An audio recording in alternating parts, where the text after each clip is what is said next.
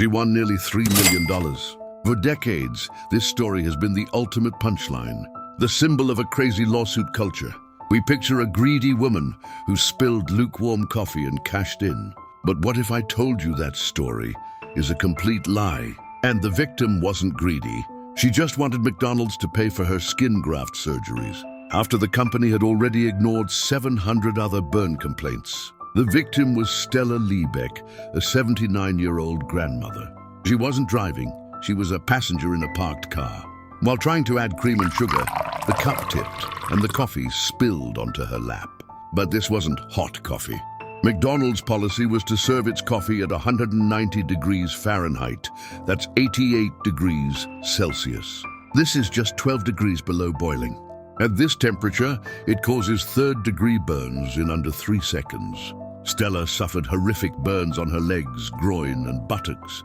She required 8 days in the hospital and multiple agonizing skin graft surgeries. All she asked McDonald's for was $20,000 to cover her medical bills. McDonald's refused and offered her just $800, so Stella's family hired a lawyer.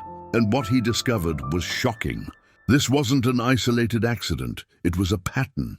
McDonald's lawyers admitted in court that they knew their coffee was not fit for consumption at that temperature. They had received over 700 prior burn complaints, including from children.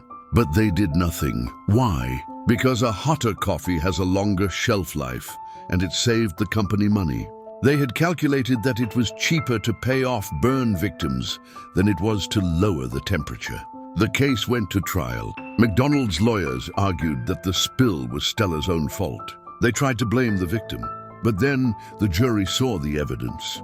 They saw the actual photos of her third-degree burns. They heard the testimony from burn experts. And they heard the McDonald's executive who admitted on the stand that they had no plans to lower the temperature, even after 700 complaints. The jury awarded Stella $200,000 for her medical bills and $2.7 million in punitive damages. That's the key. It wasn't free money. It was a punishment, calculated as just 2 days of McDonald's global coffee sales, designed to force them to change. The media, however, ignored all the facts. They only reported the $3 million number. McDonald's, furious at the verdict, launched one of the most successful corporate PR campaigns in history.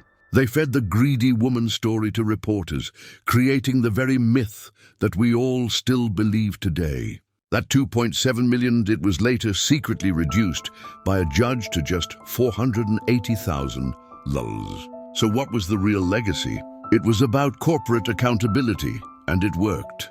McDonald's did lower its coffee temperature, and so did Starbucks and Dunkin' Donuts. But the lie was more powerful.